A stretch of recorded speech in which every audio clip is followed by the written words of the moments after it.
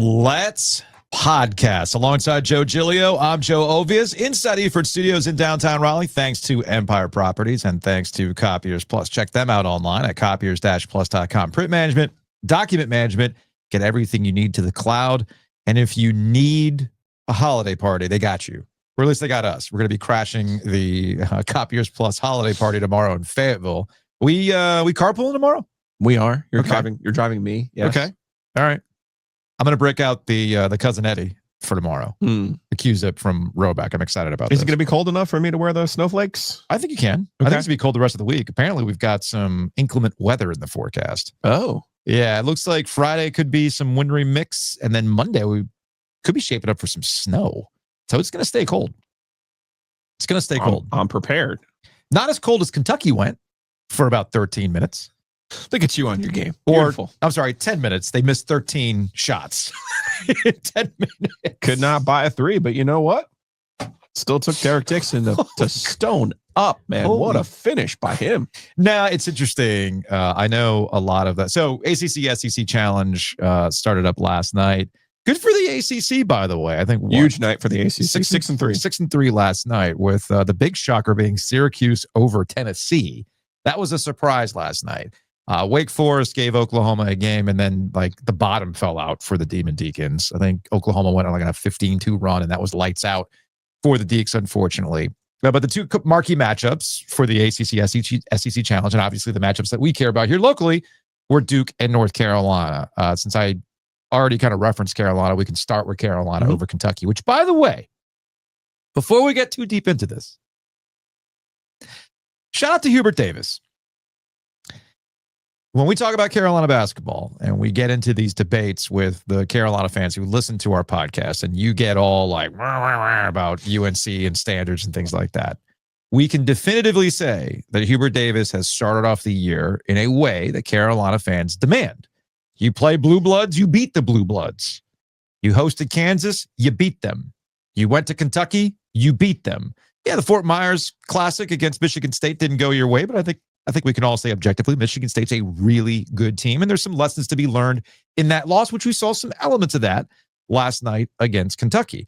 This is only the second time in UNC basketball history that they knocked out Kansas and Kentucky in the same regular season. Yeah, you and I believe in celestial signs. We believe in the universe talking to us. Yeah. I even believe in dead coaches whispering to me. Like what? Like Obi-Wan Kenobi? Bill Walsh whispering, I'm the real GOAT. No, 1981-82 is the last time North Carolina beat both Kentucky and Kansas in the same year. That year ended with Dean Smith's first national championship. So who's Michael Jordan here? Well, clearly Caleb Wilson, star freshman. Although last night, I know. Well, it was Derek Dixon last night, and I got to be honest with you, man. I got to be perfectly honest with you. Yeah, he had no points against Michigan State. He had no points against Kansas. So to see him step up at the end of that game, hit the three to give him the lead, and then hit the basket, the go-ahead basket to win the game for them. Those 5 points in that moment, the step back three, like. Honestly, where did it come from? And the whole night for Carolina was a feel-good throwback right down to their 82 throwbacks that they were wearing. Ooh, those look good. Really good in Rupp Arena. Right down to Dick Vitale being on the call, telling us that Henry Vessar is underrated, and we don't talk enough about this guy.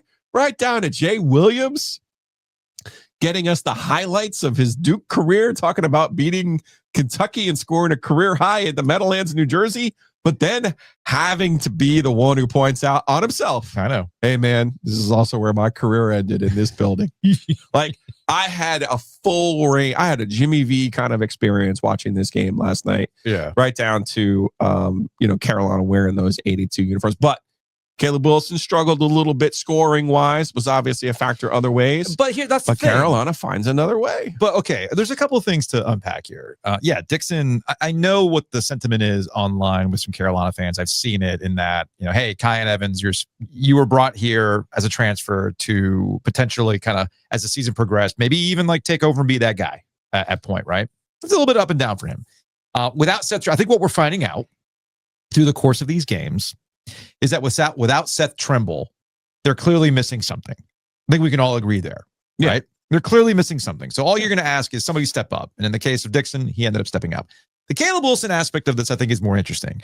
You go back to the Michigan State game. Michigan State, again, I think is a better team than Kentucky, and they did a really, really good job of zeroing in and making things hard for Caleb Wilson, which is going to happen in a freshman season when you're going up against a team like Michigan State. So how do you bounce back from that? And I thought in this game against Kentucky, you affect the games in other ways beyond scoring. Yeah, he had 15 points last night, but he had 6 offensive rebounds, 6 defensive rebounds. In the Michigan State game, he had 1 offensive rebound, which, by the way, if I'm looking at my Ken Palm correctly, you got 20 offensive rebounds as a team? You pulling over 50% of your missed shots last night? That's pretty damn good. That, of course, is what we like. Where's Hubert Davis going back to ACC tip-off? What if I told you, Hubert, you dominated the boards and dominated in second chance points? What if I told you your 2 bigs are outstanding? What if, right? His reaction will make our best of the year. Oh, easily. Shows that are coming up here at the end of this month because it was priceless. 6 rebounds, offensive rebounds, 6 defensive rebounds, 6 assists, which again was the thing that was difficult for him against Michigan State, was getting the ball out. He did a much better job getting the ball out this time, and that was the difference. Those little things here and there, everybody stepping up being the difference in that win against Kentucky. My number one takeaway from this game is I would not think that Carolina could win a game left-handed. When you go back and look at all the games, the high-profile games they've had under Hubert Davis last year, all of the near misses, those were all trade and paint shooting matches, right? Yeah. Like track meets. This was a slog it out. Carolina was 6 of 20 from 3. You're like, they ain't beating anybody going 6 of 23, 6 of 20 from 3, until you realize Kentucky was 1 of 13. So for them to be able to crawl and win at the tortoise pace, that says a lot to me about this group, a still young group, a still growing group that, by the way, is missing its second best player. So these are all good things. I think Carolina leaves this game. You now feel great about your position. Georgetown, you got some other games coming up here, but you got to feel great about your position, knowing Trimble's not that far away and knowing you've put these 2 gigantic wins in your back pocket in Kansas and Kentucky. Of course, we're always talking about the ACC. When we talk about the ACC, it's brought to you by our friends at Bloomin' Blinds. Check them out online at bloominblinds.com. That's Bloomin, I-N, blinds.com. 10 or more window treatments. You tell them we sent you, you're going to get 10% off. Or maybe it's just something as simple as repairing your window treatments, repairing the blinds. That could be a pain in the ass. Bloomin' Blinds can take care of that for you, and it's not going to break the bank. So hit them up today, bloominblinds.com. Again, that's bloominblinds.com. Speaking of hitting threes, Isaiah, by the way, wait, hold on. Before we keep moving. Yeah. It just dawned on me that you... Was there something missing? It just hit me that you took the Dave Dorn, Bill Belichick side off the wall. Listen, if you don't respect the big vortex, I have no respect for you. Hey, you can't be on the wall, man. Hey, can't do it. Bill Belichick's got bigger things to worry about than you taking his picture off the wall. He's a finalist for the Hall of Fame at the same time as Robert Kraft. Hey, it could be, but a man's got to live by a code.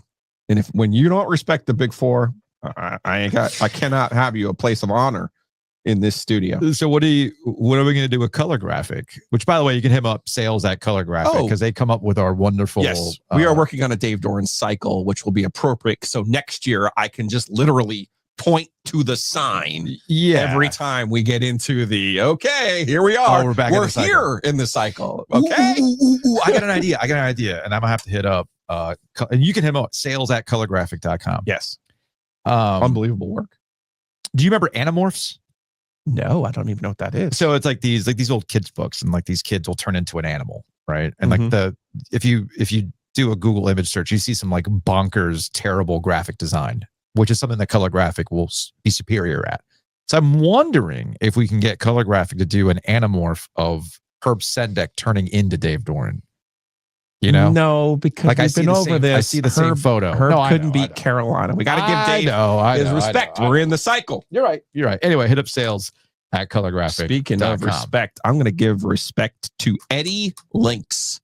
Remember, I sent you this video from Eddie Lynx. I think it was last week. Yeah. About how he was ahead of the game. He said, the real reason that Cooper Flagg reclassed and moved up a year was to avoid this amazing freshman class. I'm starting to think Eddie Lynx might have been honest. At the time, I sent it to you like, oh, this guy. But hey, was Cooper Flagg a little bit smarter than we're giving him credit for? I don't blame him. I'm not going to slam the business decision. Okay. And also, I'll go back to what I said on Monday when we were talking about Cameron Boozer and the high-level basketball that was being played against Arkansas. And now he's done something. Speaking of Jay Williams, that was going to be my transition point. Speaking of Jay Williams, Cameron Boozer has done something that hasn't happened. Not Jay Williams, JJ Redick, excuse me. Cameron Boozer has done something that hasn't been done since JJ Redick, scoring at the clip that he's had to start the year. Okay. I think he's averaging 29 points, which is something that has not happened since JJ Redick was at Duke. On Monday, all I simply said about Cameron Boozer versus Cooper Flagg was that there was a coldness and efficiency to Cooper Flagg's game that didn't really bring me a lot of joy to watch, and everything kind of felt forced. Also, you had to have everyone tell you, no. You don't understand. This is the best freshman Duke's ever had. It's like, no. Let's not do that. Let's not do that. You don't have. If you have to go over the top and tell me these things, then I'm usually going to push back on that kind of stuff. You should see it, understand it. It's the old hustler. I know it when I see it, kind of a thing. And that never really was I'm not saying that Cooper Flagg was some sort of fraud, a bust, or whatever.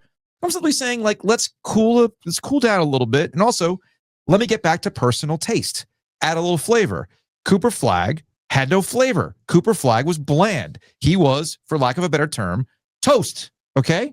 In terms of just how he went about his business. Cameron Boozer is not that. Cameron Boozer is fun, okay? It's fun to watch. And once again, we're seeing it on display. But I think last night in their win against Florida, it was more than Cam Boozer in that you're asking individuals to step up, including the coach, Joe, including the coach. Last year, even though you had dudes, because that's the other thing about last year versus this year, I'm not saying it's Cameron Boozer and a bunch of scrubs. That's not what this is. Isaiah Evans is a good player. Caleb Foster, when consistent, can be a good player. Gongba has some flashes. Malik Brown, when healthy, can be a defensive force. And we saw that at the end of the game. But I think we understand that pound for pound, last year, Duke's team was built for a national championship run. And it went beyond just having Cameron Boozer, or beyond Cooper Flagg. It's like we forgot about Con freaking Knipple. Okay? What did they not do last year, but we saw last night, Joe?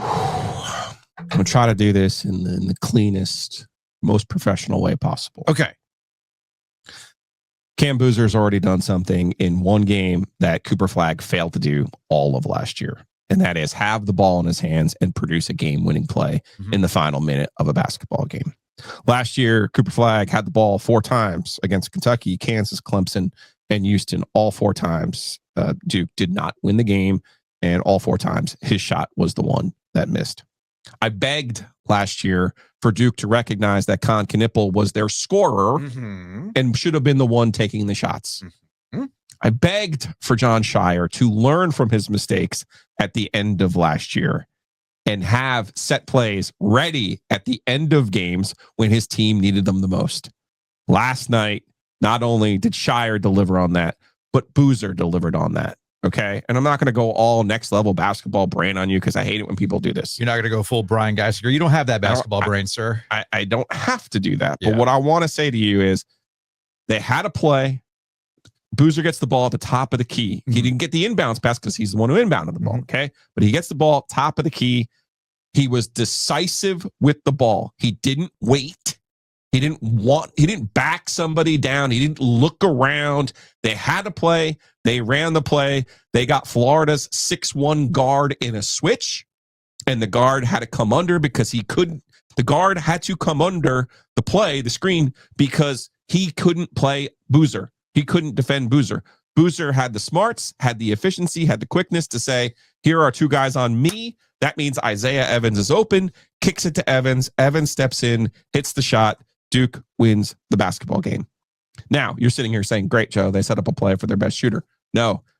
Slim Evans was 0 for 7 at that point. 0 for 7 from man. 3. 0 for 7. And Boozer did not hesitate. Scheyer did not hesitate. I get it. It's in Cameron. You're comfortable at home, all of those things. But everything was perfect. Right down to the calling the timeout, right in front of their bench, setting up the play right in front of their bench. These are all things you work at in practice. These are all things you go over after you have the experience that you did last year in the Final Four against Houston. So lessons learned by John Scheyer. Love the decisiveness by Boozer. Love the confidence in Evans. These are all things that I think will serve Duke extremely well moving forward. Although to counter your, you bring up Redick, there's a lot of 06 Duke here. There's a lot of 06 Duke here where Redick, everything was Redick. Everything was Redick. There's and that's why to wrap the point on Evans, because a lot of this is Boozer. A lot of it is. To wrap the point on Evans before we go to some other aspects of Duke last night and why you come away from this going, A, lessons learned from last year, B, the continued scheduling of games like this to get a team that is still relatively young with your new parts like Cameron Boozer and whatnot, or guys who've come into the program to get them ready to play high-level basketball games and grind things out if you have to grind things out. So one thing I never really doubt about Scheyer so far since he's been here, they know how to grind games out. For the most part, they can grind a game out, regardless. The confidence in Evans is crucial here because it's not like he went 0 for 7 before that. He had some good looks that just didn't go in. So it's just having hey, man, keep taking the shot. Those are the shots you typically get. They're going to drop. And that's exactly 1 for 8. Doesn't matter. It's the one that matters. The one that matters, the one that went in. Now, beyond that, to your point, I get that. It can't be all Cam Boozer. This is where you start looking at little individual parts and being, happy with what you see and confidence growing, right? The consistency of Caleb Foster, right? Which is going to be something that is crucial for Duke going forward. Make the play when you need to make the play. They doubled there at the end. He comes up with the steal, gives it off to Boozer. They foul. Now, they missed the front end on that. This is where Malik Brown comes into play of having the basketball awareness to jump at the exact right time, deflect the inbound pass with 1.5 seconds to go. So those are two, what you would call winning plays. Since Mike Krzyzewski was there last night, what are you always winning plays? That's what he said. Winning plays, right? I'm trying to channel the Mike Krzyzewski here, who didn't really look all that. I saw a clip from Kate Rogerson of ABC with it was after the Caleb Foster turnover, and he just was not. He was stone faced. Like you could still tell that he's still stressing, even though he's not really coaching anymore. But anyway, they made winning plays.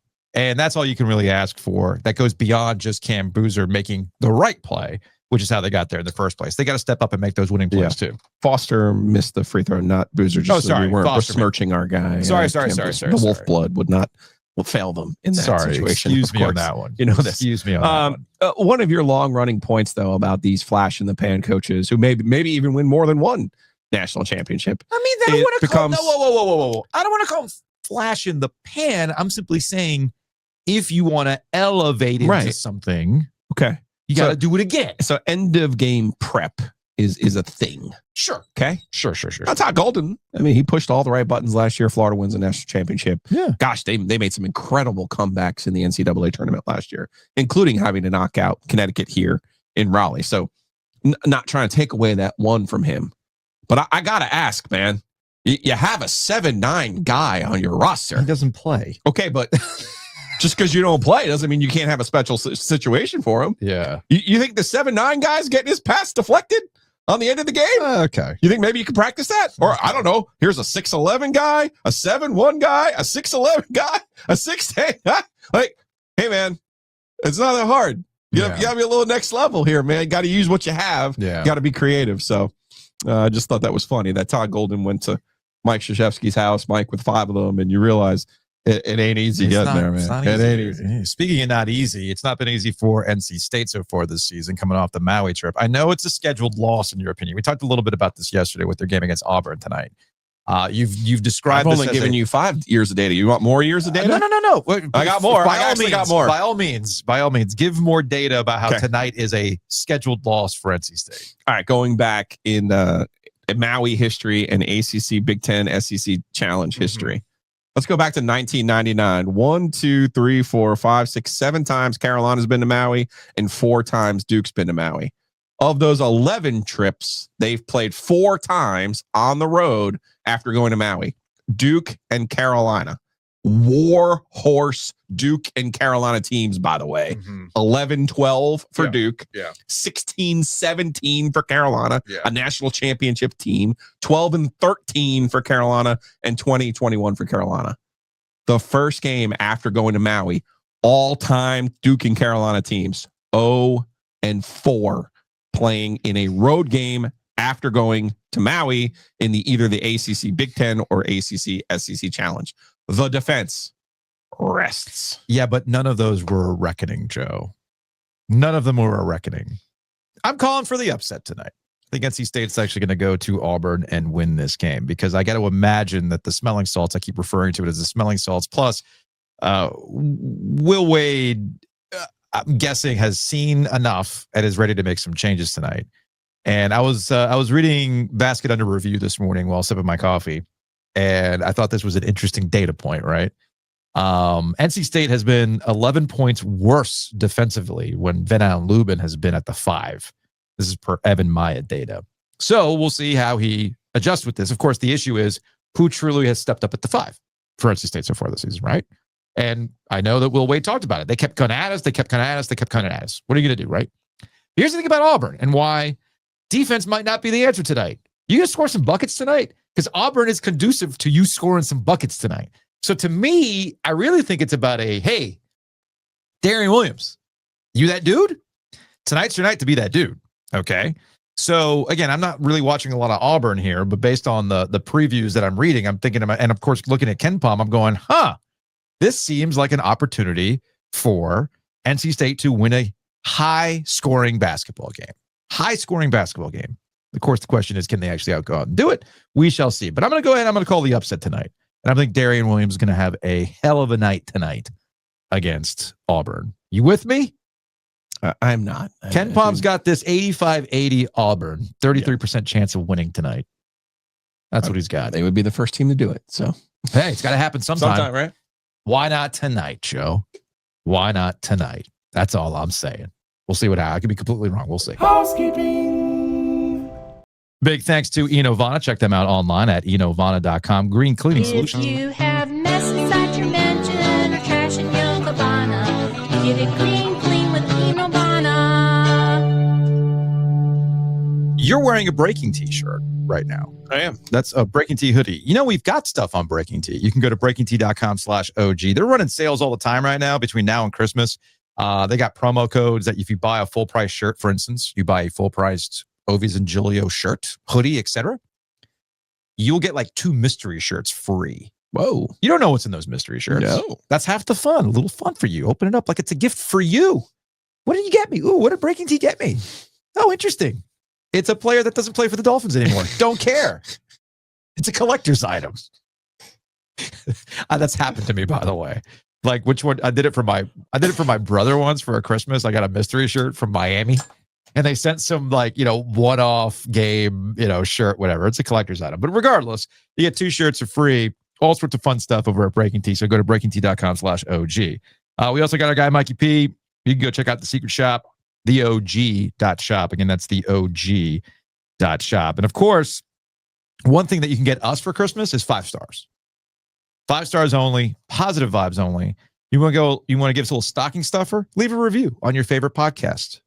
I would love that. Speaking of podcasts, we're going to get into this a little bit more. Speaking of data, I'm not going to go full Bill Belichick on you. What's happening? I'm not going to go full Bill Belichick on you and say, I got to look at all the podcast data before I can tell you about the podcast. Okay. So it's Spotify Wrapped season. Now, I don't use Spotify. I'm an Apple Music guy. What do you think my number 1 artist of 2025 was, Joe? Some fake AI person? Bad Bunny. Oh. I was very diverse this year. My top 3 artists were Bad Bunny, 9 Inch Nails, and Deftones. Those are my top 3. It also coincides with the fact that I saw Deftones and 9 Inch Nails in concert this year, so that makes sense. And of course, Bad Bunny's album was my favorite album of the year. But anyway, for Spotify, we have access to the podcast side. And I thought this was interesting. Now, I'll have more data for y'all when we do our end of year review. And look, big thanks to everybody. All of our metrics are up, anywhere from 20 to 30% up. Okay, so shout out to everybody who's been listening. Shout out to everybody who's discovered the show in the last year or so, and they've stuck with us, right? But I thought this was funny. Spotify will show you what your listeners are listening to, along with listening to you. You're like, who are my peers? Who's in my peer group? And I want to say that our podcast brings diversity of thought, Joe. Okay. Who else? I want to see other podcasts that has the Joe Rogan Experience as the number 2 podcast and Bomani's podcast at number 4. Like, pardon my take, Simmons, Rosillo, that does not surprise me at all. Right. If you're listening to our podcast, chances are you're listening to Pardon My Take. You're listening to our podcast, you're of a certain age demographic, which I know what it is. You're going to listen to the Simmons podcast. Totally understand. But seeing Joe Rogan 2 and Bomani 4 cracks me the fuck up. Cracks me the fuck up. So we got this Venn diagram. Joe Rogan and Bomani. Who's right there in the middle? Us. It is us. I said that to Bomani. He was like, I have thoughts. I'm not prepared to give them to you. Fair enough. Fair enough. So anyway, and by the way, if you want to help us out, by all means, please share your Spotify Wrapped Top podcasts. I just retweeted a couple of them, yeah. We will absolutely retweet them. Big thanks to our friends at Hometown Realty. You can check them out online at myhtr.com. Again, that's myhtr.com. There's also sort of, some uncertainty about the housing market, or you see houses that have been on the market for a very, very long time. Why is this happening? Does this affect my decision to put the house on the market? Look, these are all legitimate questions. Well, there's experts for this to walk you through it. Hometown Realty. So check them out, myhtr.com. Again, that's myhtr.com. Say you take a house to close. Let's say you refinance with our guy, Gordon Miller, who's going to be in studio with us in a little bit. You can check them out. Whitaker Hamer. They'll do that for you. I got some other things they can do for you as well. They're attorneys and colleges at law, offices across the state, help you out on any number of matters. But you start the conversation at wh.lawyer. Again, that's wh.lawyer. And of course, it's our friends at Two Roosters. Check them out online at tworoosters.com. Joe, it is about that time. There's 12 days of Christmas, aren't there? There are 12 days of Christmas. What do you think Two Roosters is going to do for those 12 days of Christmas? Give you this amazing 12 flavors of Christmas? 12 days of Christmas ice cream. You can pre-order for the start of, you got to pre-order by the 7th. Okay. Oh, okay. Pre-order, you got to hustle. You got to pre-order by December 7th. And you'll start getting boxes containing 2 mini scoops of mystery flavors for each day. And it comes with a flavor key sheet. So you know what you're having. I love this. 12 flavors. I need that. I know. What's in here? The 12 flavors are exclusive for the 12 days of Christmas. They are not available in the stores. Whoa. So pre-order through Sunday, and then they'll be ready for pickup on December 10th through the 12th. And then you can start your ice cream journey, your advent calendar, on December 13th, and then have your final night of ice cream on Christmas Eve. 12th day of Christmas, my true love gave to me the OG flavor in an advent tree. I love it. So yes, 12 days of Christmas ice cream. Go pre-order now. Go to tworoosters.com, pre-order, and then you can have a little treat for yourself. Jared does it again. He's very, very smart. Maybe we do 12 days of OG next year. We have a little advent calendars for everybody. That would be fun, don't you think? We got 12 best calls of the year. That might be forever grateful. That might be fun.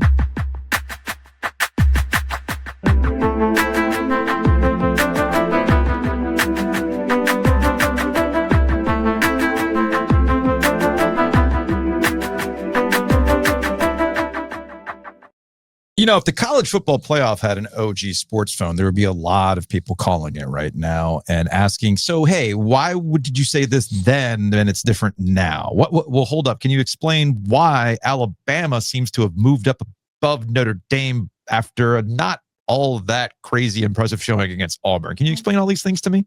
College football playoff, the final ranking before the final ranking came out last night. And they've essentially set the table for a few things. And there were a couple of interesting things that came out of it that I would love further explanation on. But of course, we're not going to get it because that's not what the College Football Playoff Committee does. What they do is they have their conclusion and they work backwards from there. And my biggest takeaway from last night simply was they want Alabama in the college football playoff. And they justified it the best way they could to get Alabama in the college football playoff by positioning them above Notre Dame, essentially giving them a cushion. If they lose in the SEC championship game, they're not going to be punished for it, and they'll be included. Now, If they go out there and they get shellacked, well, then we might have a different conversation. If they go out and lose, Kalen DeBoer might not even be the coach when it's all said and done, but that's a specific Alabama issue. But specific to the college football playoff, it's fairly obvious what they are trying to do. My other galaxy brain take is that they're positioning this so that they don't have to make a decision between Notre Dame and Miami. I think I'm paraphrasing here, but essentially when they keep getting pressed on Miami and Notre Dame, they're like, no, you don't understand. We are not doing direct comparisons between Notre Dame and Miami. Miami and Notre Dame are in the same group with other teams like BYU. We're looking at this pool, if you will, this line. And again, Alabama seems to be avoiding the situation. So don't be surprised if certain things shake out that both Notre Dame and Miami don't make the college football playoff because Alabama has to find a way in, which that's my galaxy brain take on what's going on. And then, of course, there's the ACC aspect. What's going to happen with the ACC? If Duke does beat Virginia, does Duke actually have a path to get in? They don't. They put James Madison at 25. They even popped North Texas in there just in case North Texas beats Tulane. Yeah. They have no path. How can we get out of this? Because I want to see how this shakes out before we really have some definitive takes over the college football playoff. Because right now, I see two paths going forward for the college football playoff. Because they haven't really done anything. They've even punted on what to do with the format because the December 1st deadline came and went, and they've extended what they want to do going forward. And it's ultimately up to the SEC and the Big Ten as to what they want to do. You can either go 5-11. You have your bracket creep, right? You go from 12 to 16 teams. You go 5-11. 5 conference champions. You get your 4 Power 4 conference champions. And then a 5th conference champion, which would be the highest rated group of 5 team. Okay. And then you have 11 at-large berths, right? And that way you still preserve the conference championship games to mean something, which is something that the Big Ten and the SEC absolutely want. We talked about this on OG Business with me and Dimitri, that NBC is out there looking for $70 million to sub-license the Big Ten championship game. They're like, hey, Amazon, you desperately want sports rights? Then give us $70 million for the Big Ten championship game and we'll have a conversation, right? So the SEC and the Big Ten are in no way, shape, or form interested in getting rid of their conference championship games. That seems to be the easiest solution. Now, that doesn't solve the problem of the arguments, right? You're still much like the NCAA tournament. They can balloon that thing out to 128. At the end of it, there's going to be some people who are mad about not being in. And of course, when it comes to college football playoff or the college football universe, arguing is baked into the sport. Arguing about people's resumes and conferences and who's better, that is baked in. So that remains with the 11 at-large teams. And you get to kind of quiet down the conference championship conversation. And that eliminates what do you do with Duke winning and potentially not getting in as a high rate, as getting lapped by JMU, et cetera, right? The other one is more extreme. And that is to say, fuck all this, and we go Super League because you need uniformity. And this is something I know we talked about it with David Hale yesterday. Manny Diaz has been very open about this. And you can try to come up, everybody's banging on Jim Phillips about the tiebreakers and all this other stuff as though he's the one orchestrating these things. He's not. There's no way to do equitable scheduling across college football as it's currently constructed with these mega conferences. So either you accept it, go 5-11, or scrap the whole thing, and we get the SEC and the Big Ten super conferences with actual uniformity, much like the NFL with divisions. You win your division, you get in, you bracket it, etc. There's no in between. There's no in between on this because we're just going to keep doing this argument every single year as it currently stands with 12. So that's kind of where I'm at right now with the college football playoff. Make a decision. Go 16 with 5-11 or scrap this entire enterprise and go super conferences and still find a way to have a conference championship that has like some sort of automatic berth. But we'll see. Yeah, they want their cake and eat it too. And they're trying to protect the conference, the participants in the conference championship games. They did this with SMU last year. They're doing it actually with Indiana and Ohio State this year by putting Indiana number 2, which means Indiana almost certainly will be getting one of the top 4 bids because they'll end up with a bye because they're not going to punish them for potentially losing to Ohio State. They're also doing it with Alabama by moving Alabama ahead of Notre Dame. They're saying, go ahead and lose the rematch with Georgia. We're not going to drop you below the last spot that's available, because they don't want to punish a team for losing in the conference championship game unless it's BYU. They're more than willing to punish BYU, which of course, you can't have it both ways. You're right. They want it both ways, but you can't have it both ways. You cannot have it both ways. I'm sorry. The problem, of course, with the super conference is then you'd have to eliminate other conferences, and they have contracts and money that's coming in their way. And, hey, I think Jim Phillips had it right last year when he suggested you had 2 teams play in Charlotte. You don't just have, you have 4 teams in 2 games and have playing spots instead of what we have now. So it's a half measure what they've done, and they'll explain it however they want to explain it. But in my opinion, by moving JMU in, moving North Texas in, they're basically announcing, hey, ACC, if Virginia does not win that game on Saturday, you will not be in the college football playoff.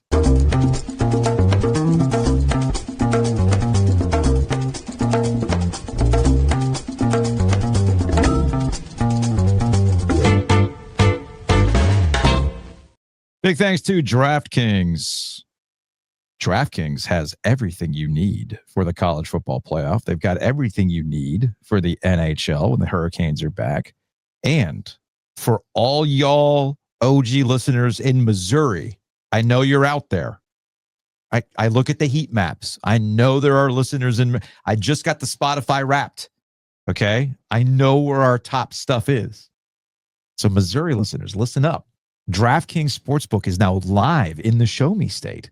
And here's the best part. New customers bet just $5. If your bet wins, you'll get $200 in bonus bets instantly.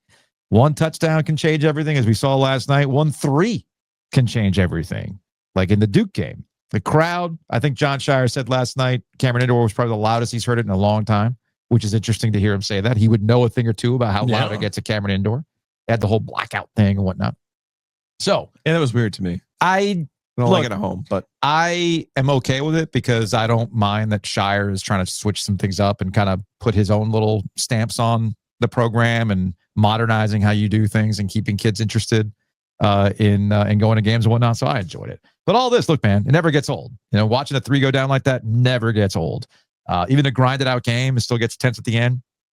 You get to feel that rush, right? And DraftKings Sportsbook is there with you, an official sports betting partner of the NFL. Panthers fans, you got nothing to worry about this weekend. So you can just enjoy watching everybody else fall back down to you. I don't know, all sorts of magic. Maybe, hey, if you're a Panthers fan, it might still be time to head on over to your futures and see what's up with that NFC South. Now, lines and odds are subject to change, but hey, here we are, right? So, DraftKings Sportsbook, an official sports betting partner of the NFL. And Missouri listeners, I know you're out there. OG people, stand up in Missouri. Show me. New customers, bet just $5. And if your bet wins, you'll get $200 in bonus bets instantly.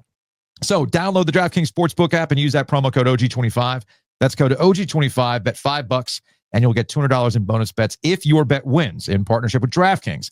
The crown is yours. Gambling problem? Call 1-800-GAMBLER. In New York, call 8778-HOPE-NY or text HOPE-NY 467-369. In Connecticut, help is available for problem gambling. Call 888-789-7777 or visit ccpg.org. Please play responsibly. On behalf of Boot Hill Casino and Resort in Kansas, pass-through of per wager tax may apply in Illinois. 21 plus age and eligibility. Age and eligibility varies by jurisdiction. Void in Ontario. Restrictions apply. Bet must win to receive bonus bets, which expire in 7 days. Minimum odds required. For additional terms and responsible gaming resources, see dkng.co/audio. Limited time offer.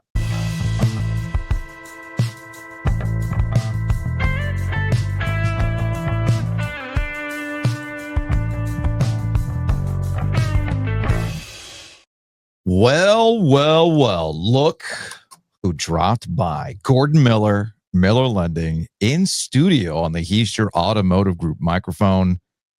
How you feeling? It was an exciting night last night at Cameron Indoor. Oh, yeah, very exciting night.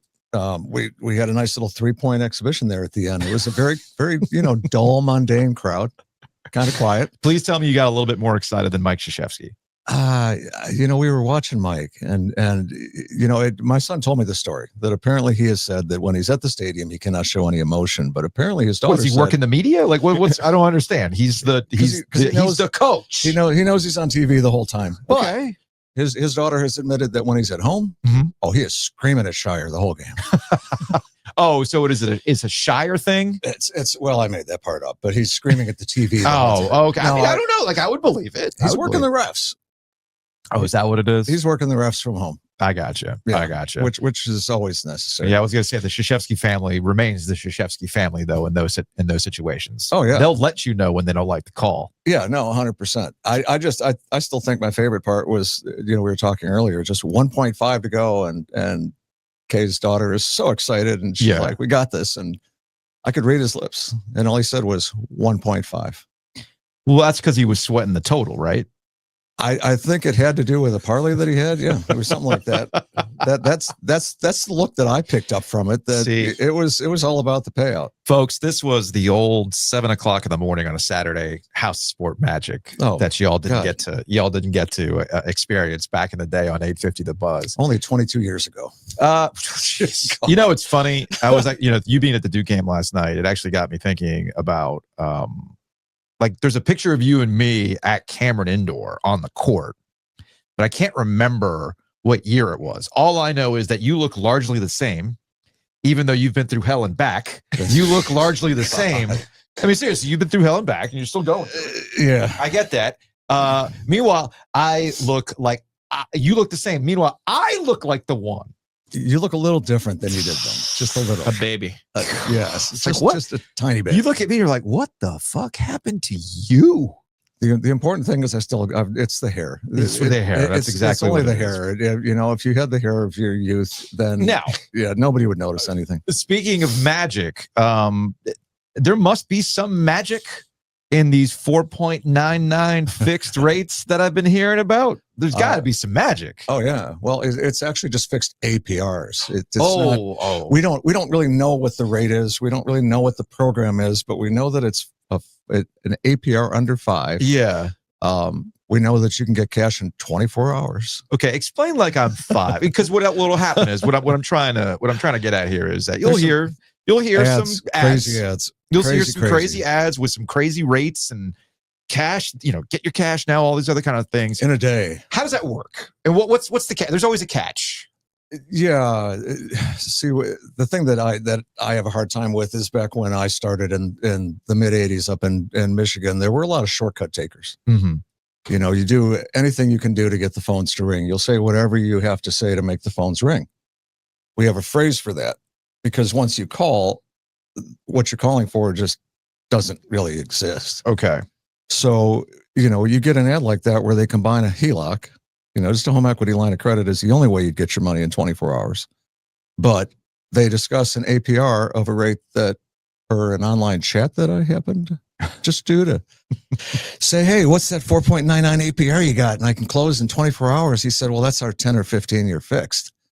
And I was like, but those don't close cash out in 3 days. He's like, no, that's a different program. So then I wrote to the owner. You did this. I did this. This is so Gordon, by the way. Oh yeah, this tracks. I know this is amazing. Gordon. Actually, you talk about checking up on the checker upper. Yes. Oh yeah, no. This is classic Gordon Miller right here. Right, and the surprising thing for me was the owner didn't know who I was. Yeah, which I thought was great. So it's like, all right, even better. We go. Yeah, no, even better because it made the questions and answers so much better. Yeah. So I'd asked him the point of just running an APR without any kind of rate, program, terms, conditions, anything that is required by law. And his response was that he's really, really good at making the phones ring. And I said, well, I could make the phones ring by saying that I have a 1.5% fixed 30-year with no cost. Yeah. That's only available for a 900 credit score, which doesn't exist yet. Mm-hmm. But if it does, I think the top is like 860, 870s. But if you can get a 900 score, you can get 1.99. Yeah. You just have to change the scoring system so that you can actually get up that high. Mm-hmm. So then I pointed that out to the banking commission. They didn't hang up on you? Banking commission didn't do anything about it. That's the great thing about licensing right now. When you were asking a question earlier, the Consumer Finance Protection Bureau basically doesn't exist now. Oh, okay. There's no protection for consumers out there. The state is too busy, too understaffed. The Attorney General's office. I go all the way. Let's go to the top. The undercover boss over here. I had to, because I don't like dishonest advertising. I have this problem going back to the Michigan days of people that were, it's called bait and switch. You get somebody to call on 4.99 fixed. They think you've got some great rate. Then it was a $15,000 costed 15-year fixed. Jeez. But the ad then talks all about cash in 24 hours, cash in 3 day, $500,000 cash. That's a home equity line. That's a totally different product. So when he responded back to the Attorney General, he said, well, we don't state an actual APR. And I sent her the ads and I said, these all say 4.99 fixed. I think that's stating that's a number. That's a number. And at which point I finally wrote back and I said, he doesn't even know what's on the air. He's given just data points to like live reads and they're running with it. But that doesn't fly because on satellite radio, he's got a recorded 4.99 fixed APR ad running. So he knows exactly what he's doing. So the bottom line point of that is that, we've been in this market and local since 96. And, my no-cost loans aren't advertised to go ahead and say, hey guys, we do no-cost loans. And then you call me and I say, oh yeah, that was a home equity line for if you borrow less than 20 grand. I'm sorry, that wasn't for fixed rate. Are you kidding? It's not for everybody. Right. How can we do a no-cost loan? That would be impossible. How do we get paid? But that's the whole thing. You can trick the consumer into calling, and then at that point they're like, all right, this seems decent. I've called a bunch of other people, but in those cases, I just find it dishonest.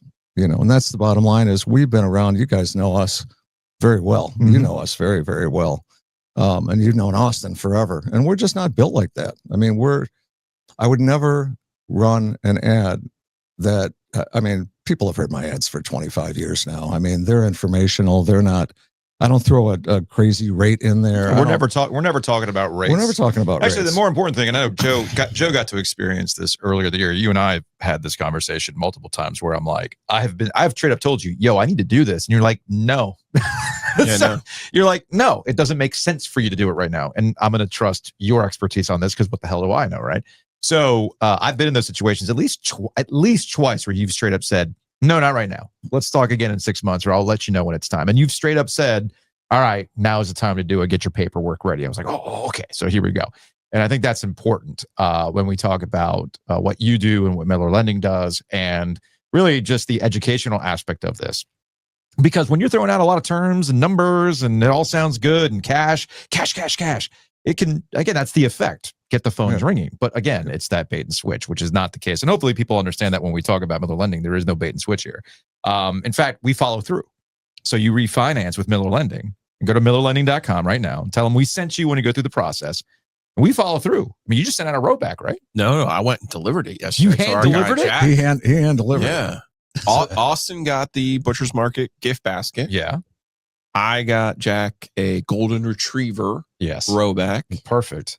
And I also threw in an Ovies and Giglio hat that he quite enjoyed. Excellent. Here's the best part, though. Excellent. And I feel like I got to make sure. It's swag time. Hey, I was there for this, so we got to make sure we mark this down.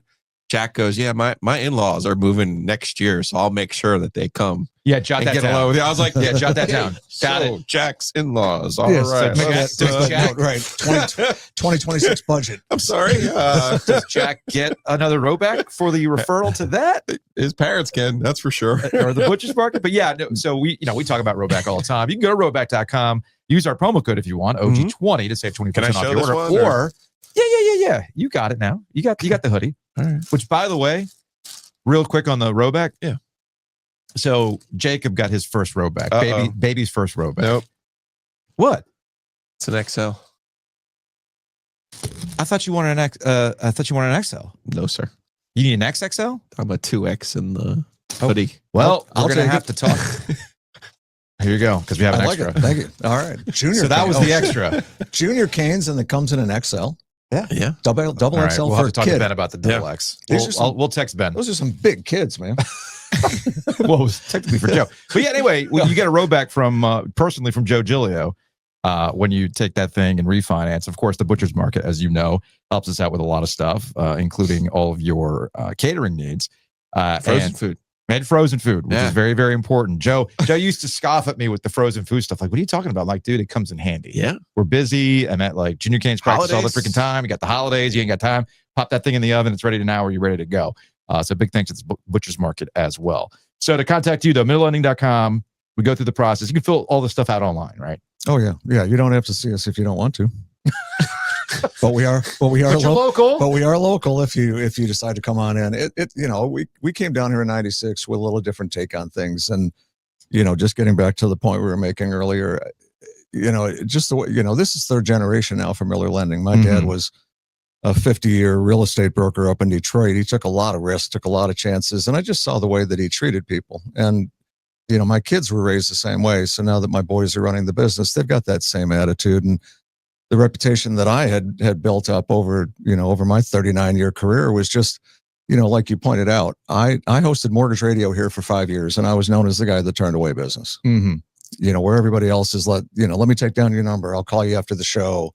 Nobody ever gave any responses. And I was sitting there talking people out of bad loans. Like, no, it's not, like you said, no, it's not the right time.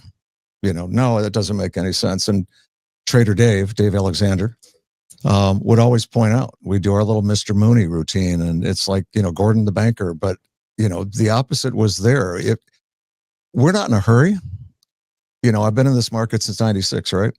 So when I told you it wasn't time, my first thought wasn't, oh geez, I know I'm telling them it's not time, but I might not even be in business by then. I mean, we go back to the Miller name goes back to 1950. My son, Dan, who's now running the business, will probably be, in this market for long beyond me. And I told him he can use my voice on ads like Dave Thomas did for like 4 years after he was gone. Derek Jeter. Until they tried Shepard. that Wendy thing with that redheaded girl that didn't work at all. But I'm like, use my stuff, man. Just go ahead, build a no-cost empire. There you go. But it's built on honesty and advice and guidance, and we're gonna treat folks the right way. We're not gonna play any games, and it's gonna be honest advice. All right, so go to MillerLending.com, start the process, tell them we sent you. Game worn Roback from Joe Giglio, Butcher's Market, and of course, the rate. I was gonna say the best possible deal you can make. The rate, the actual rate. No investment. games, no gimmicks, no closing costs, no nothing. The rate, and you can stay flexible. It was good seeing you, man. I'm no shaky cam in the car. We appreciate this. I was gonna, if you could You could go in the hallway. I could do this. I could do this again for 5 months. In my car, I actually have a suction mount. Yeah, we're gonna do something different next time. We'll get you. It'll be an OG business expense. We have to spend some money before the end of the year for tax purposes. So all right. Well, I'm back the 26th. I'm going to the Red Wings game the 27th. Okay. So then I'm here. December. I am here. Yeah, buddy. We ain't broadcasting those 2 weeks. So we're in best of mode. I didn't say I see was you on. I just said I'll be back. Okay. We'll see you. All right. I'll be back in January. All right, man. We'll talk to you later. All right. Thanks.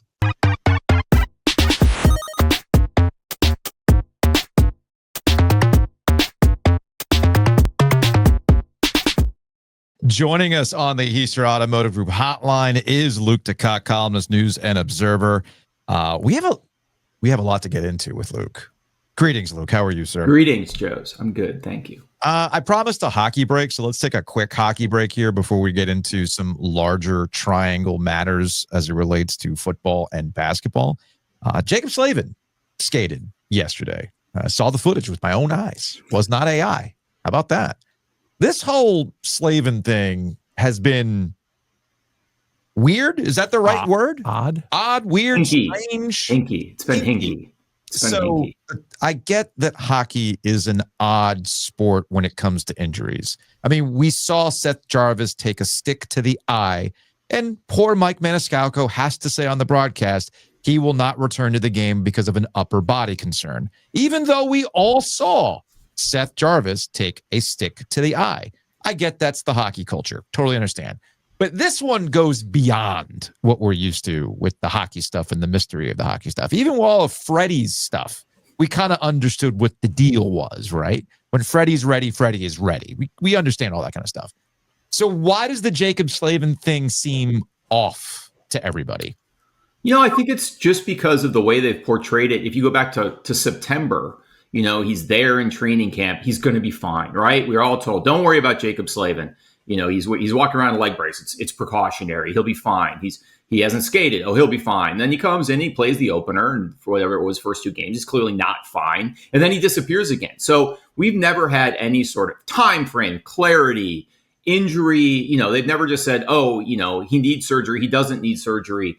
There's just been a lot of smoke. I don't know that anyone has ever said anything that's deliberately false about Slavin and his status, but I don't know that they've ever been fully truthful about what's really going on. And look, man, if it's, no offense to Mark Jankowski, but if it's Mark Jankowski, no one cares. Like, who was Andre Kasse with the concussion was out for like 3.5 years. Like, nobody was that worried about it, right? Like, but this is Jacob Slavin. So it's your Norris Trophy candidate. It's your best player overall. It's the pivot of your entire defense. A guy who can single-handedly neutralize a Connor McDavid or a Macklin Celebrini or whoever. So when it's something like that and the stakes are that high, you'd like to see a little more clarity about the situation. Now, that said, the way that they've handled his absence and the absence of other defensemen on defense is absolutely incredible. Like, who knew that Joel Nystrom could come in and be like, young Brett Hedican out? Like, it's crazy the way that guys have stepped up and filled in. And, when Chatfield was out and Miller was out, you look at the injuries the Hurricanes have sustained, and people forget this. These are like early 05, 06 injuries when that entire team was hurt in October and November and December, long before Eric Cole got his neck broken. That team had a ton of injuries, and they found a way to weather them and get through it. Built a lot of character that way. That was critical to sort of that team becoming the team it was. This team has gone through a similar sort of progression. Goalies have been hurt, and defensemen have been hurt, and forwards have been out. Like, there's been a ton of injuries. They haven't really missed a beat. I know everyone expects them to be whatever it is, 22-0 or 28-0 at this point. It just doesn't work that way. But they've managed to get points in games that they maybe should have lost.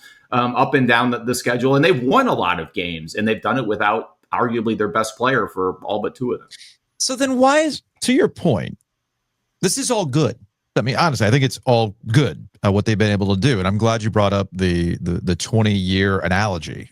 I like when things line up, just like the Carolina Panthers are going to go to the Super Bowl because of the way things line up. And you're kind of describing something similar to 05, 06 as we're getting ready to celebrate 05, 06 next week. And we're scheduled to talk to Eric Stahl and bring you that conversation tomorrow. So I see a team that's powering through a lot of adversity and giving guys a lot of opportunity to step up and build depth over time. Like, to your point, build character. So why is everybody freaking the fuck out? I mean, is it the totality of the pressure over the last couple of years and coming up short versus 05, 06, where it was like, hey, man, we just do this every so often. There was 02, then you missed the playoffs. You're coming out of the lockout. Things are kind of weird, and you're there and you're along for the ride. There's actual pressure on Rod and this group to actually power through.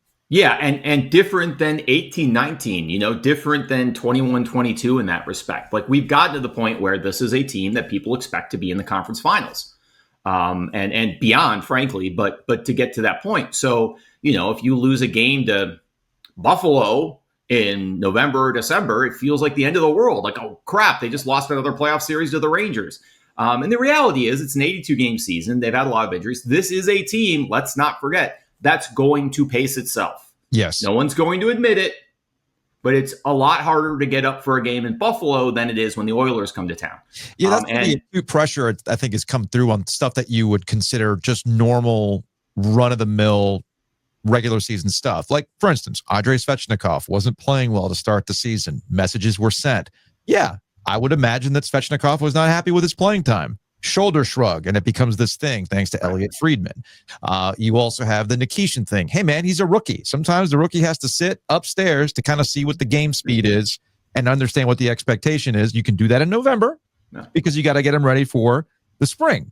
So, again, run-of-the-mill, normal, regular season stuff. The fretting over the power play. Let's not forget that Gostisbehere was out for, like, here you got a point-per-game defenseman who's not in there. Yeah, the power play is probably going to struggle because there isn't a second guy like him. So, yeah, I mean, I think some of this is, we talked about, your cytology, not cytology is not the word, your zoology of Hurricanes fandom. Yes. The phylums and the species and the genuses. I think, yeah, everybody sort of expects this team to go 82-0, and it's just not going to happen. Like, I think Freddie not winning a game in a month is weird, but who cares? It's November, it's December. Yeah. Like, none of this matters, right? As long as you're near the top of your division at Thanksgiving, it's almost impossible to screw everything up. They've done that despite the now. If they had all these injuries and Freddie's not playing well or whatever, Brandon ends up being a bust, then you have an issue, right? If they're sixth in the Metro right now, freak out. Totally go crazy, agree. Man. Freak totally out. Agree. But they're not. You should be like in awe of this team more than anything else. But they're not Colorado. Who cares? Right. You know what happens when you get the President's Trophy? You lose. Right. So, and the 06 team was third. In the league, and they were really scared of playing Ottawa. Yeah. Well, guess what happened? Ottawa lost in the first round, so you just have to really beat Buffalo then. So anyway, it becomes a self-fulfilling prophecy if you start wringing your hands over this stuff in November and December, unless it's truly grim. A couple years ago when they had the goaltending issues, went out west and were really struggling. That was legit. They couldn't stop the puck, and it was 5-6 games in a row, and Antti Ranta just lost it. God bless his heart. So, these things can happen that are legitimate concerns, and they found a way out of that and rallied. To me, this has all just been run of the mill. And maybe I've just seen too much hockey over the years. And maybe I've learned that when you have a team that's going to make the playoffs, you really don't need to worry about anything until the playoffs, which is not going to help them sell tickets. But frankly, for a team like this, where they are in the standings right now, they can be an autopilot till March or April. And then at the end, let's get in a couple of fights with the Capitals. Let's get things dialed up. Let's get sharp, and let's, have go into the playoffs with the power play clicking at 28%, and have some momentum there. But, if you win 8 in a row now, like, no one's going to remember. Like the Lightning, they win 7 in a row?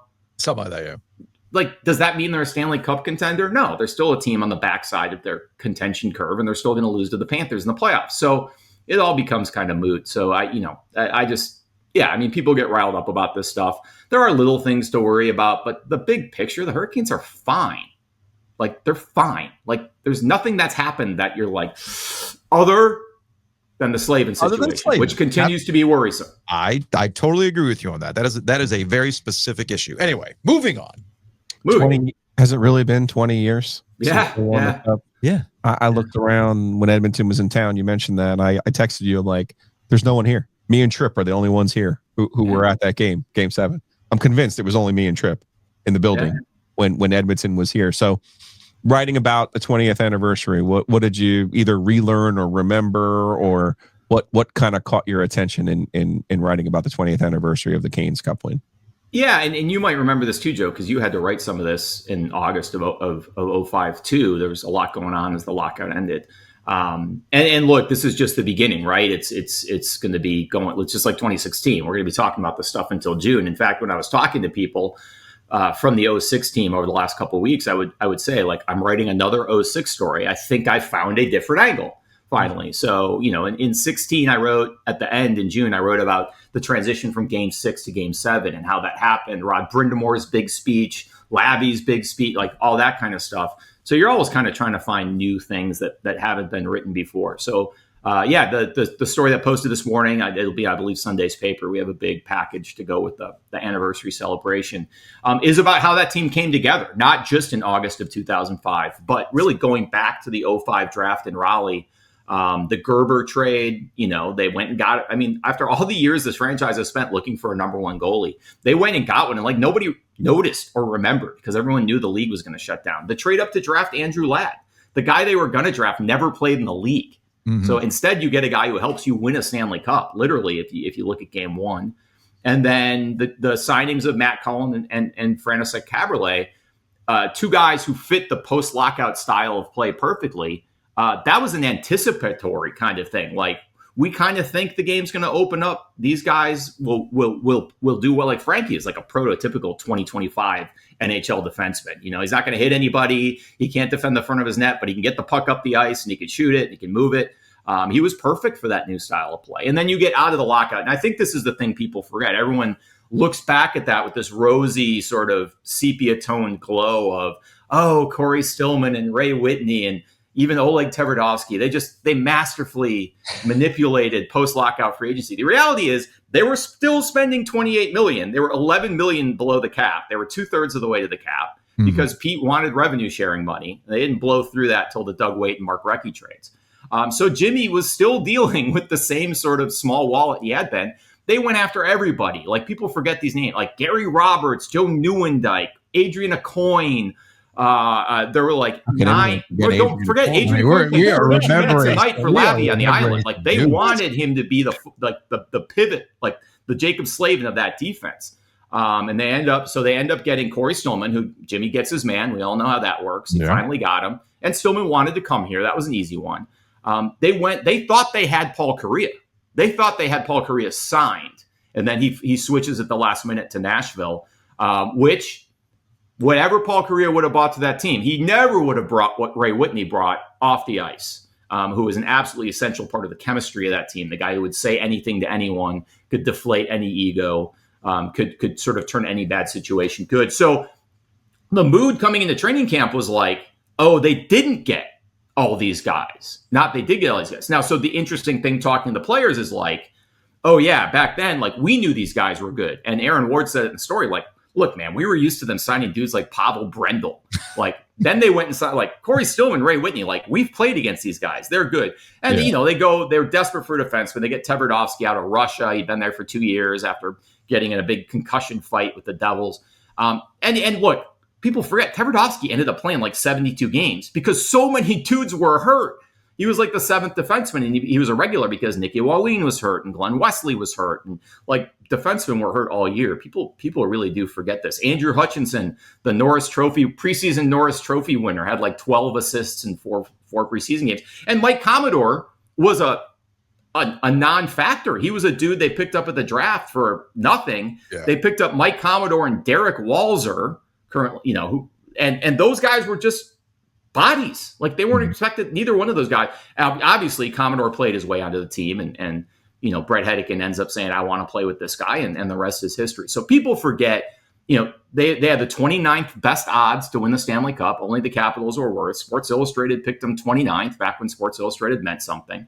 And it's kind of like people forget the fact how it ended. People forget how it started. Like, they made a trade at the end of training camp, right before the old waiver draft, to get Craig Adams back. Like, that ended up being a huge part of what made that team good was the Adams, eventually LaRose fourth line. Little things like that. I was covering the team. I didn't care at the time. It's like, oh, Craig Adams is back. Fine. I forgot about the Craig Adams wasn't on. And then was. Yeah, it's crazy. I completely forgot about it. I was thinking about new angles and whatnot. The one thing that, maybe you've written about it and I've completely forgotten about it, but it's actually that lockout year and the Lowell Lock Monsters. Yeah.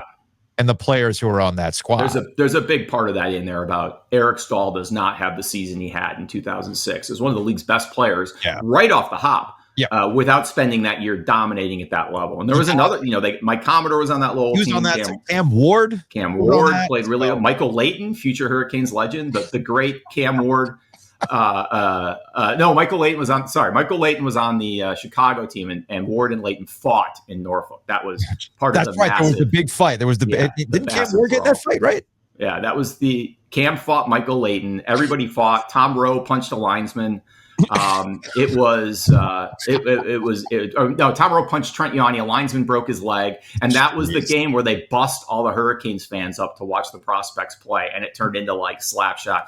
But no, Stahl, and then the other guy on that, Joe will remember this name. The other guy on that Lowell team they wanted and didn't get, Chuck Kobasu. Oh God, he was playing there for the Flames, and that was the guy they wanted in 2001 when they drafted Hurricanes legend Igor Knaizev.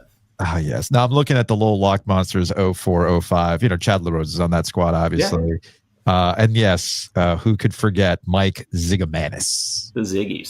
But Zigomanis helps turn into Doug Waite. Nicholas Nordgren helps turn into Doug Waite.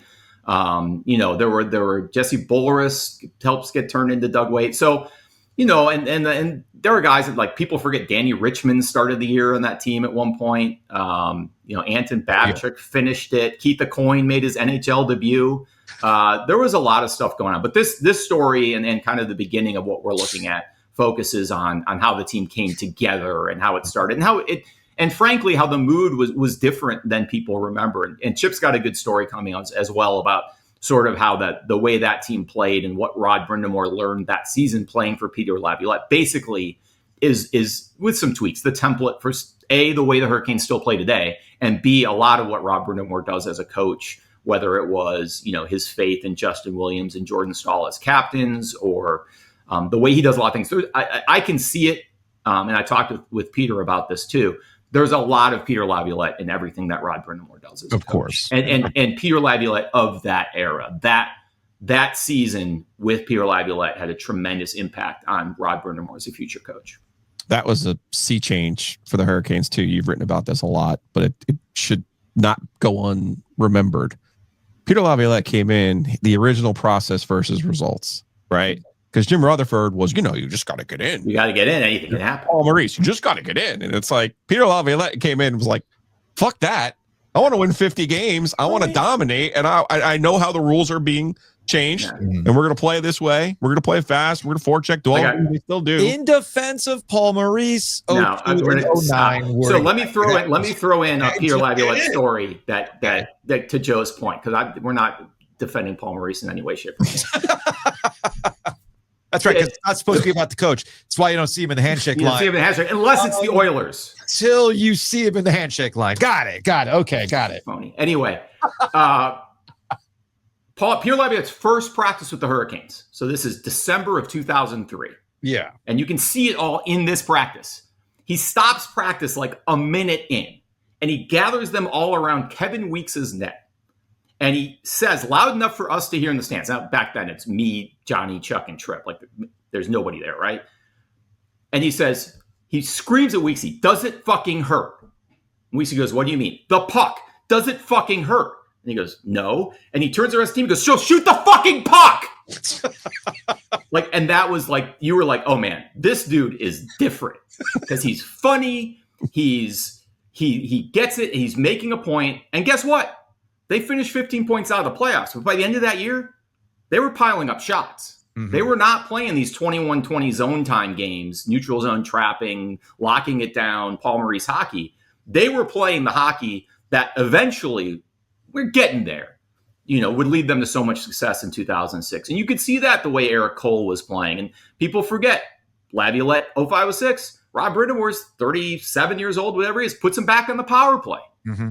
Yeah, I was thinking about this the other day when they were talking about putting Jordan Stahl in front of the net. Brindamore had a career year at that age. He won the Selke Trophy, scored a bunch of goals because the coach showed him confidence by putting him on the power play and letting him go. So a lot of little stuff like that was going on there. I love that Kevin Weeks story because it was basically like, it's, you're kind of, it's practice, nothing's going on. And he just sort of had to make that point right away. And it was great.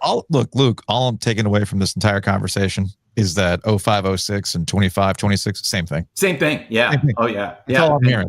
And we already have a rookie goalie. Yep. Who's gotten some good playing time. He's done everything, but Bussy is a rookie. Bussy. I was like, I thought that one was pretty obvious. A rookie goalie who's done everything but stop Sid and Mario in the shootout. Yeah.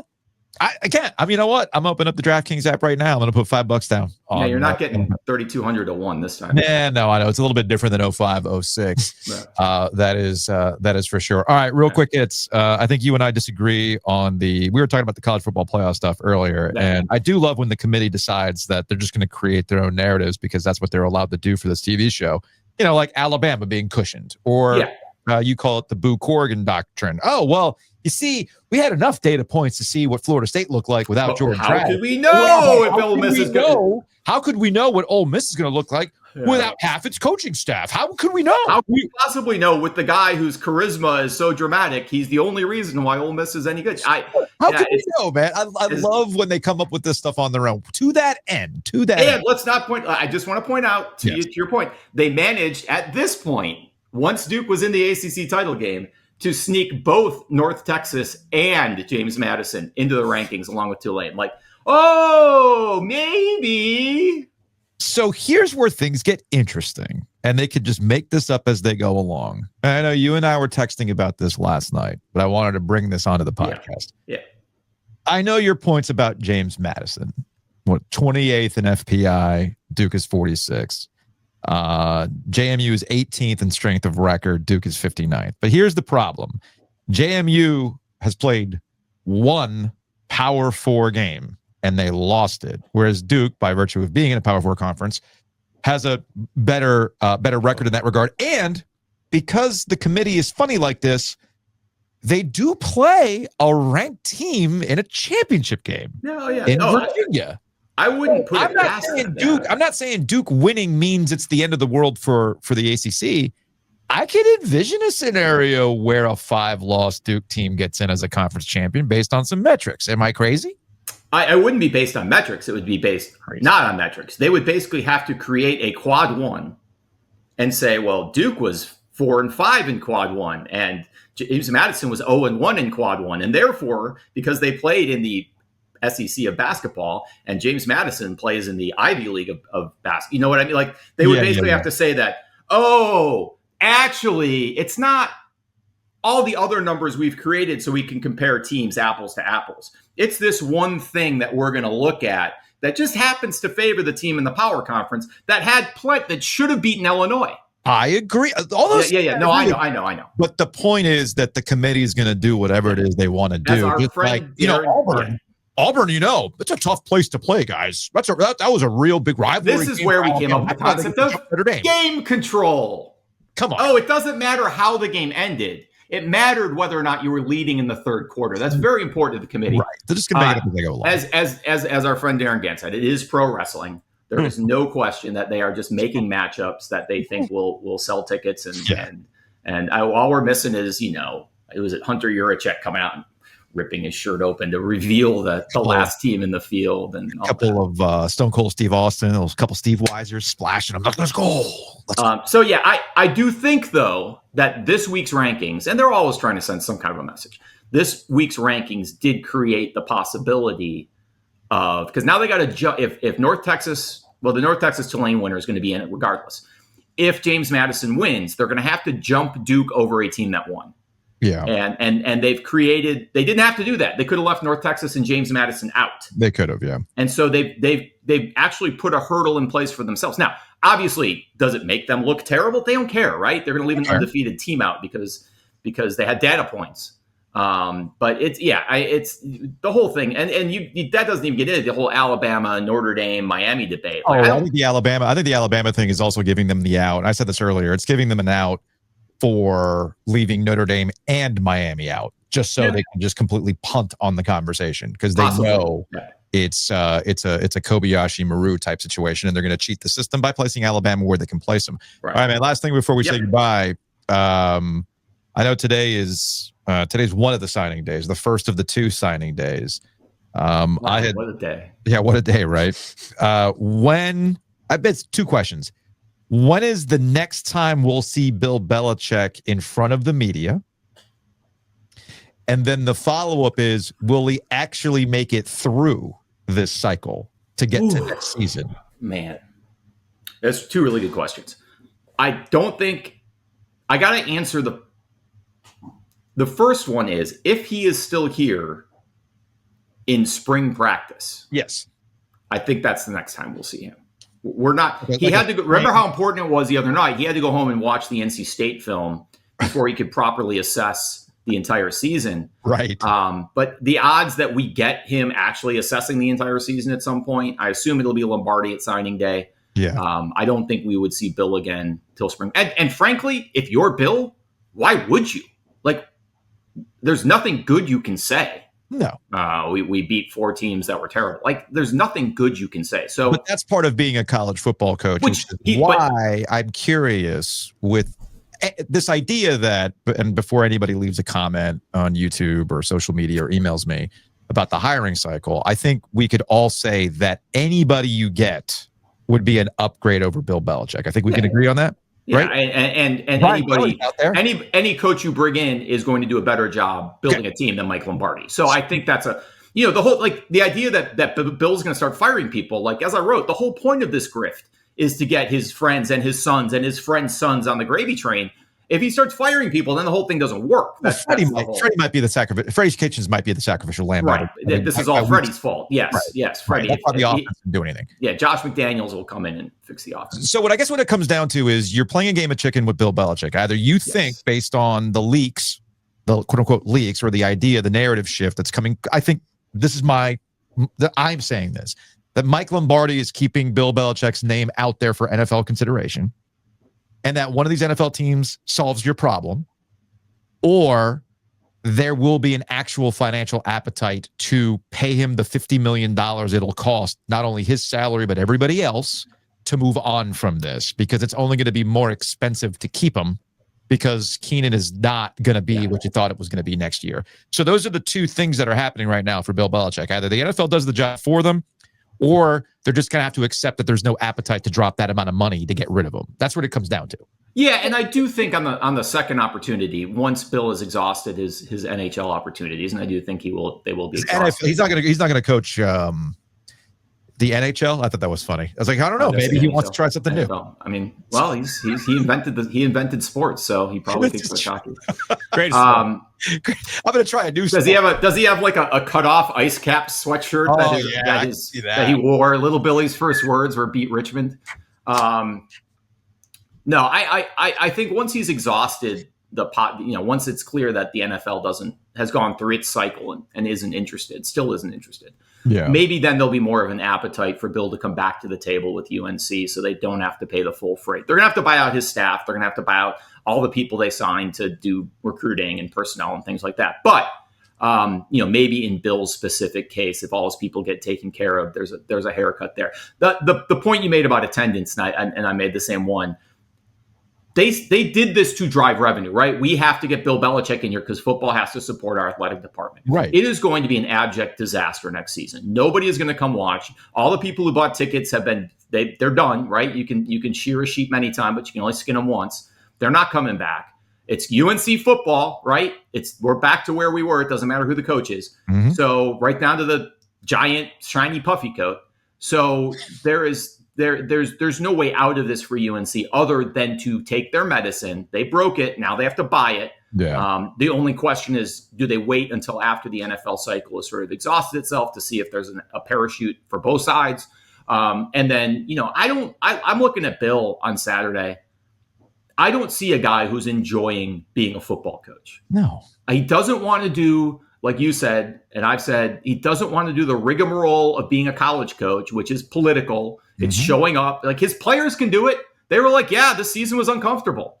Like, you can stand up after losing to NC State and say, this didn't go the way we wanted, or I saw a lot of promising things. You don't need to sit down and crunch the football and get your teeth kicked in by Dave Doran to figure that out. So he clearly isn't engaged. He's uninterested.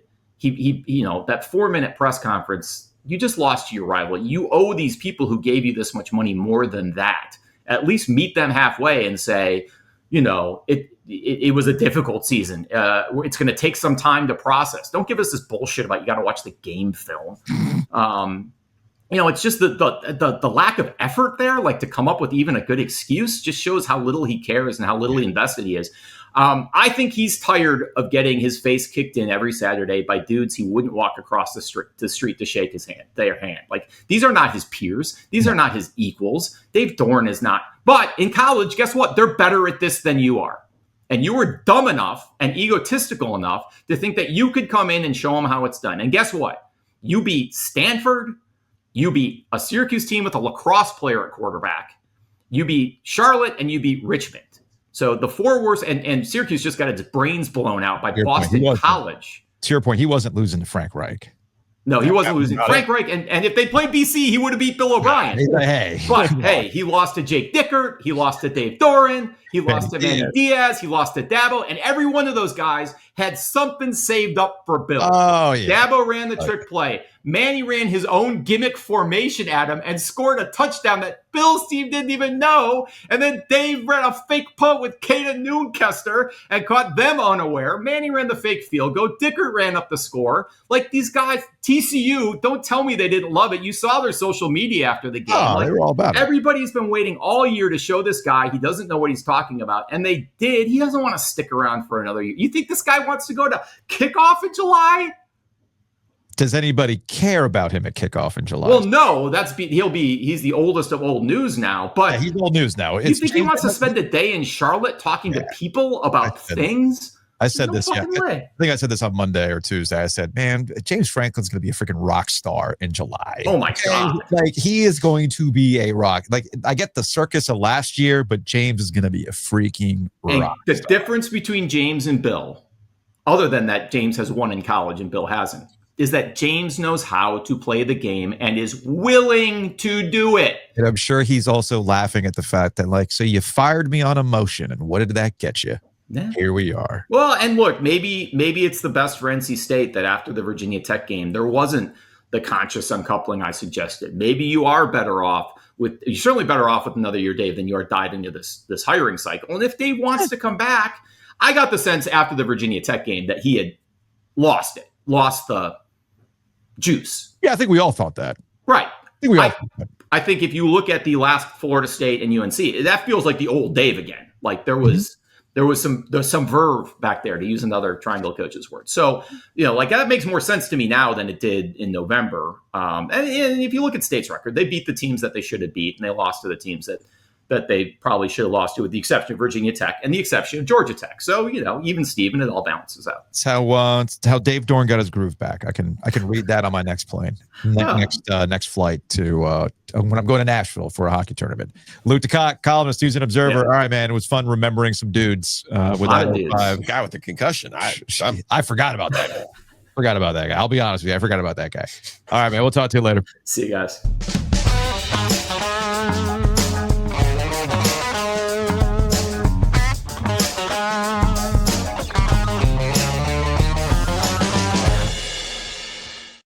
Big thanks to Happy and Hale. Check them out. Download the app. Use our promo code OG25 to save 25% your first order with Happy and Hale. We just took a hockey break.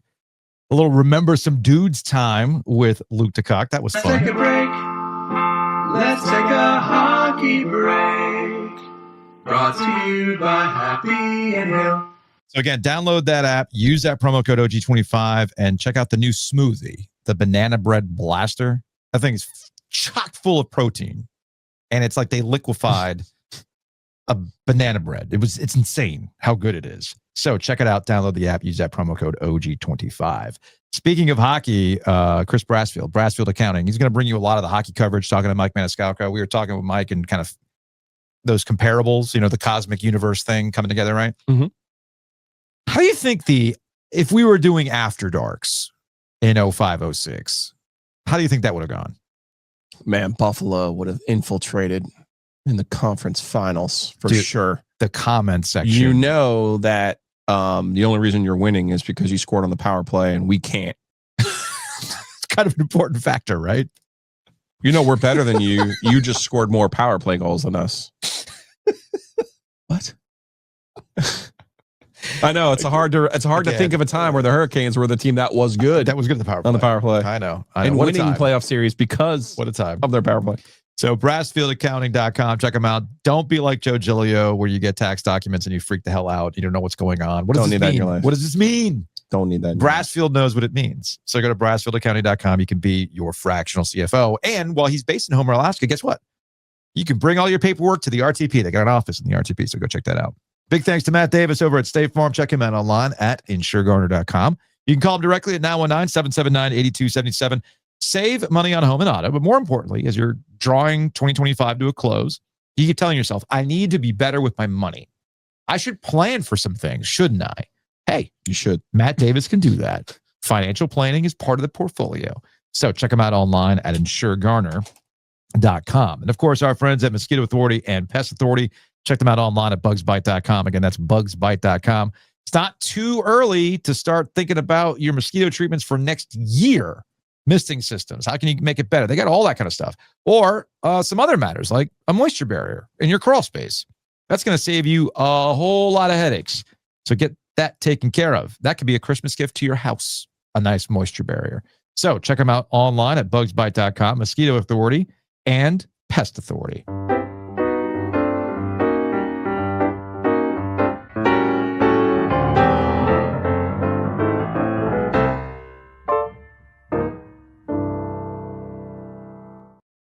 I see where you brought me a little baggie. That was here. a gift. That was someone who went and got their hair cut by Leanne. Ooh. And said, "Hey, I got a note for the Joes." Oh, it's the sail pack, not to be confused with the ice pack. Different. So yes, believe it or not, NC State does have a sailing team. I've been in communication with the sailing team. I've thought about doing some. By the way, I love that little logo. It's like a little pirate wolf. Whoa, that's pretty good. I like that. Here's some Wolfpack sailing goodies for you. How about this spring, y'all come out on the water with us at practice or come to a regatta. Love the show. Keep it up and go to hell, Carolina. Did you see us at a regatta? I could see us on a boat. No boats. What do you mean no boats? Nope, scared of boats. Why not?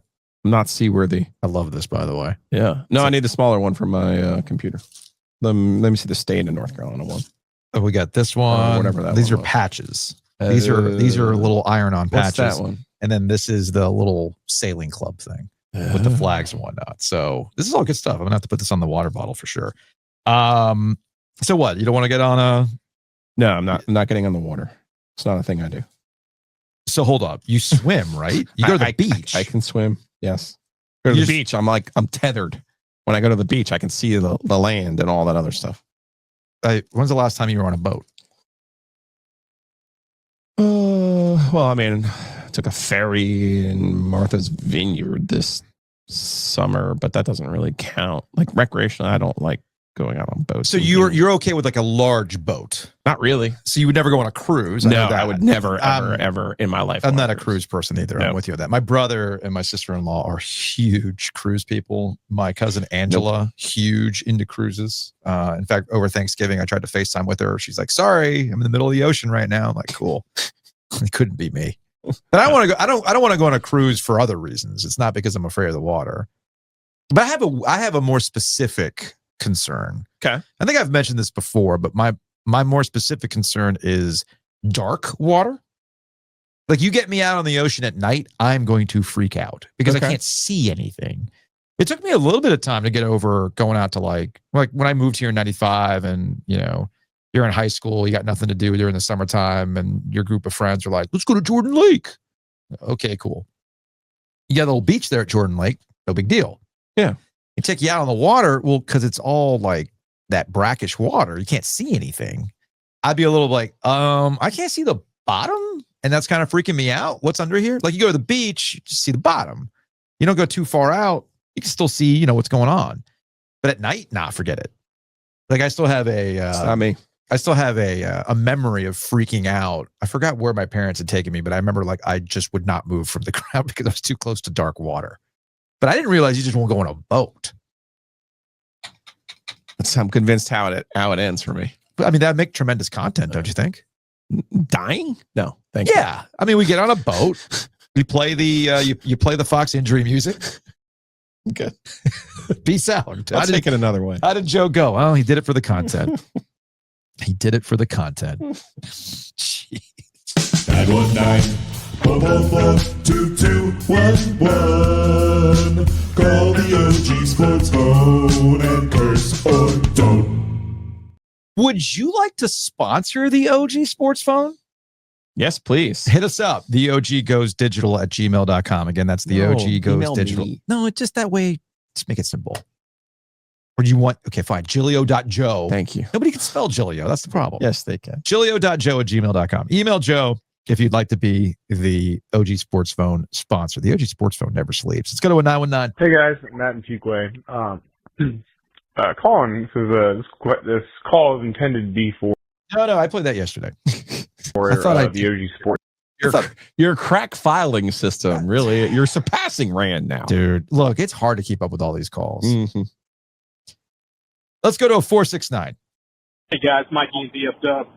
After the Carolina Athletic Department's big investment and demonstration about the football program and then the shit show that unfolded after that this season, every single big Tar Heel basketball victory, like the one last night in Rupp Arena, is like a giant glass of cold water to the tired man in the desert. Man, it hits like you just can't explain. Big time performance by my Tar Heels. The freshman getting it done in the final minute, and it's not Caleb Wilson. Big time basketball feels good. Got to be great for Hubert Davis. This is the exact kind of game he hasn't been able to win the past few seasons. So his performance coaching down the stretch, really good last night. Big time win for the Tar Heels. Later, guys. Love you. Bye. Telling you, man, I had somebody ask me how all the Bill Belichick stuff affects Hubert Davis. I'm like, well, it doesn't affect Hubert Davis in any way, shape, or form unless he wins, which is getting back to the start of the show. Hey, man, this is what y'all wanted. Big matchups against Blue Bloods and coming through on the winning end of things. Kansas and Kentucky, back pocket. It's right there for you. Let's go to a 919. Hey, OG. Needham and Chapel Hill here. Just finished the Duke UF game. Holy shit. That was intense. Todd Golden was after the refs like they were co-ed on Instagram, but one, props to Slim for showing up and hitting the three at the end to clinch it, but also I know Julio's a hater, but thank you so much for the respect you're putting on Cam, and also for giving some love to Big Pat, because that dude has vacuum cleaners for hands, and he's shown up as a passer, as a defender, and damn, I don't know. I'm just fucking thrilled we won the game. So thank y'all. Love the show. Take it easy. Bye. That was a really cool game last night. For real. You know, champs. I said before, you're like, Florida, don't pick a team you're late. I should have realized you're going to get a little tingle when you go into Cameron. You're going to get a little tingle. Yeah. They showed up. They had that thing. Boogie Fland had them cooking. Great response. Great response from Duke. Unbelievable. All right, let's go to 704.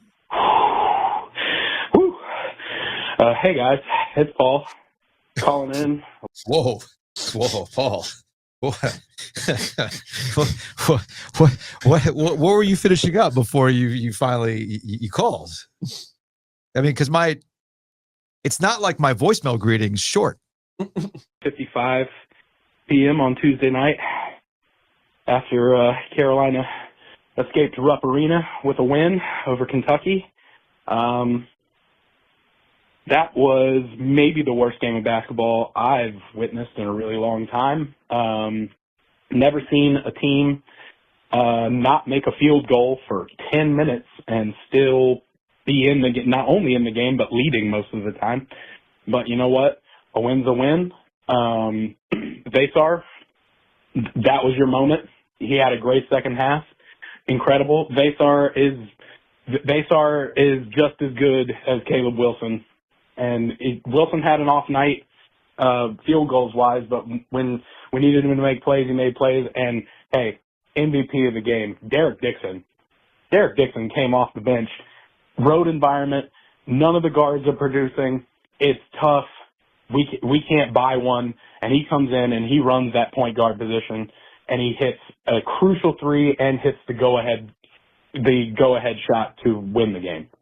Hats off, Derek Dixon. I think he should be the starting point guard moving forward, because did not like what I saw from Kyan Evans tonight. So, hey, Derek Dixon, if you can be that, if you can be what you were tonight, not spectacular, just solid. When Seth Trimble gets back, bench depth is still an issue for this team. Still an issue. Not sure where they're going to get the scoring from the bench. But starting five, one of the best in the country.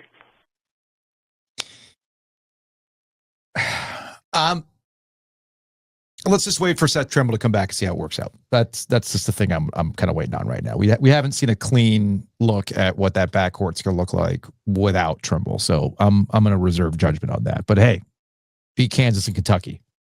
All things pretty good right now. All right, one more. 919. Ovies.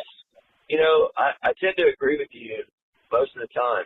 And, you know, as a relates to the blue bloods playing, especially in basketball, I feel like that is a win. It's a good thing for the nation to see the blue bloods play each other.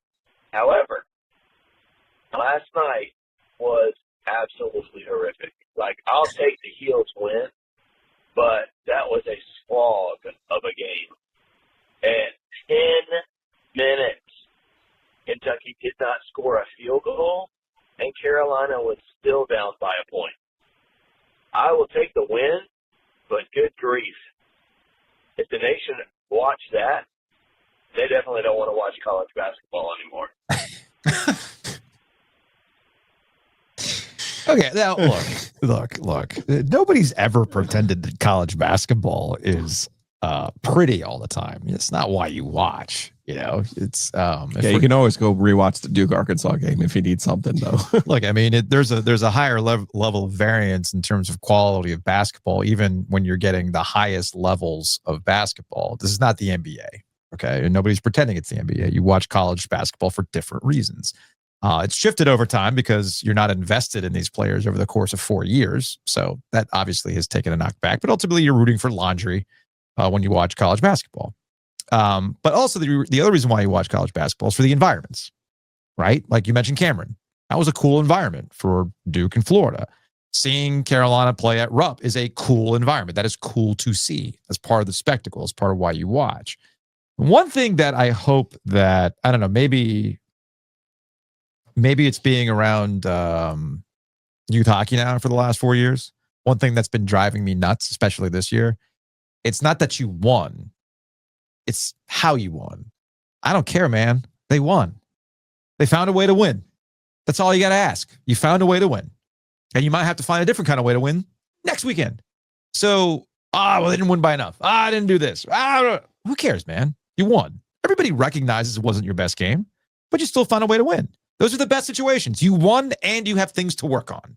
You won and you know, hey, man, this backcourt situation is a little dicey for Carolina. You won, ... Those are good things. Those are luxury problems to have. Or would you rather go 1-2 in Maui? You see what I'm getting at? So let's not get too caught up in how it happens. Changes from game to game. Let's go wrap it up for today's show. We will see you from Fayetteville tomorrow. No OG Live. We will not be live tomorrow, but we will be. Not? No, we're not going live tomorrow. We'll tape it. Okay. We'll tape it. So we'll do it live to tape from Copiers Plus in Fayetteville. Plus, you might be sleepy, man. Remember those rum balls from last year? Those were really good. Right? I'm going to put you to sleep. Anyway, we'll see you from Fayetteville tomorrow.